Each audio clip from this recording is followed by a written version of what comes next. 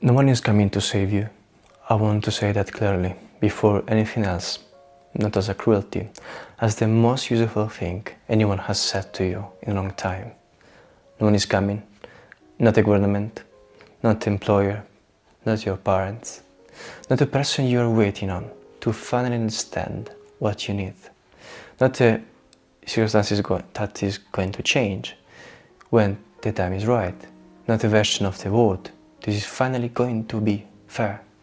None of them are coming, and the sooner that lands, the sooner you can stop waiting and start doing the only thing that actually works, dealing with it yourself.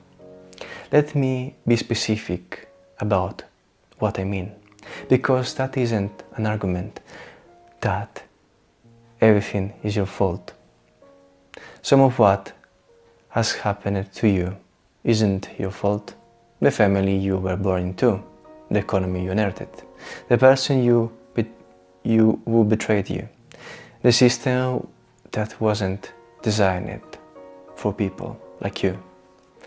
Those are real, and none of them are your fault, and you are still responsible for what happens next. Fault and responsibility are different things. Fault looks backward. Who caused this? Who did this to me? Who should be held accountable? Responsibility looks forward. Who is going to deal with this? Who is going to get up tomorrow and do something about it? The answer to the first question might be someone else. The answer to the second question is always you. Only you. Let me give you some real examples. A man grows up in a home where nobody taught him how money works. Not his fault. At 35, he has no savings. He's still waiting for someone to explain it to him. The information is available. The courses are free. The books exist. Nobody is stopping him from learning.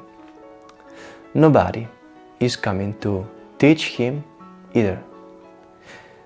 The waiting is the problem, not the starting point. A man gets divorced. He didn't want it. He feels wronged. He is angry.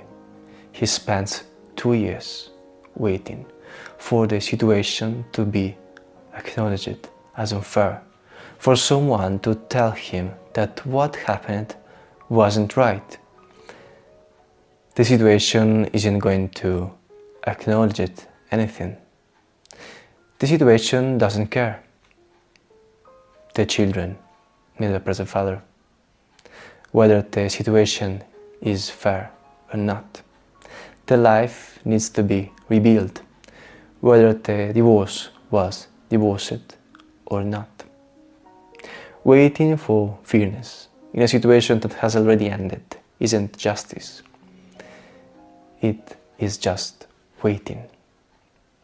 A man hates his job, has hated it for 3 years.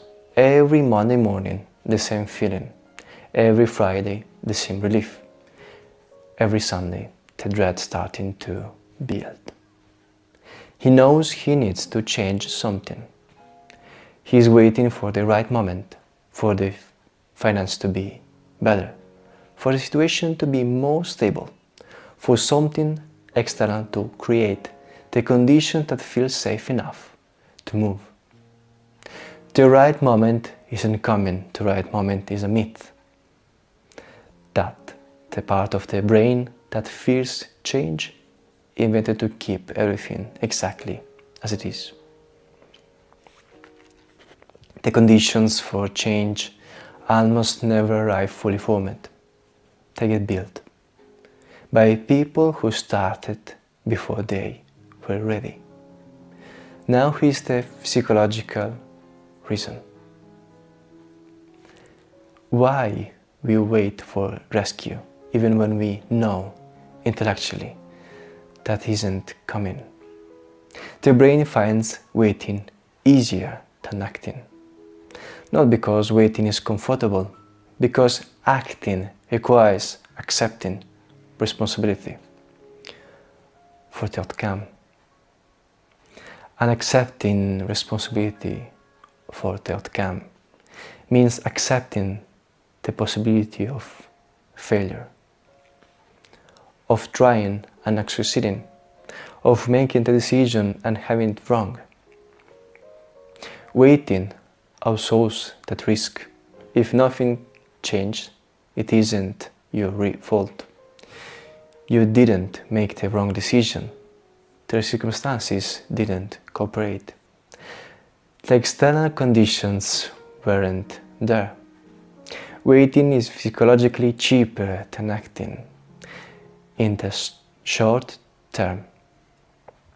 In the long term, it is the most expensive thing you can do, because every year you wait is every year the problem compounds, the finance get worse, the job become more familiar and harder to live, the habit becomes more established, the relationship between you and the problem becomes more fixed, and the version of yourself that could have acted earlier gets harder to access.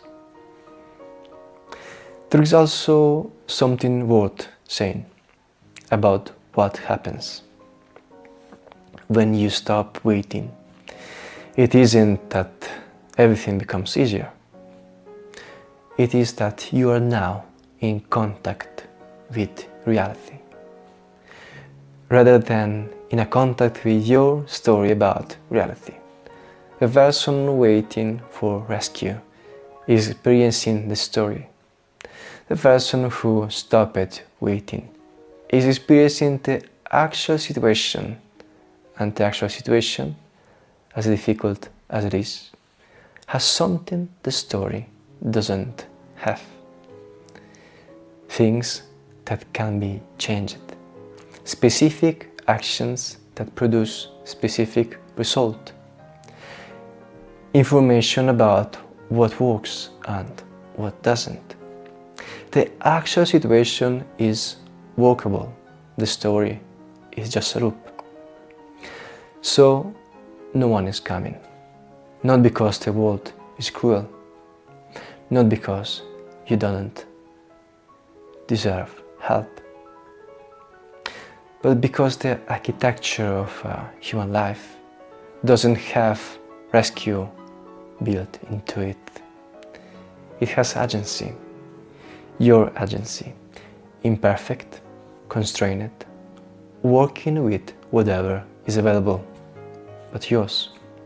And yours is the only kind that can actually change anything about your specific situation. The waiting ends the day you decide does.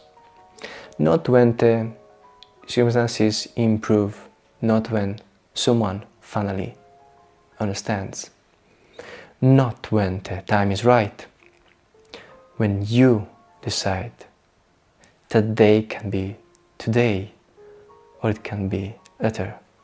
But later will cost more. It always does.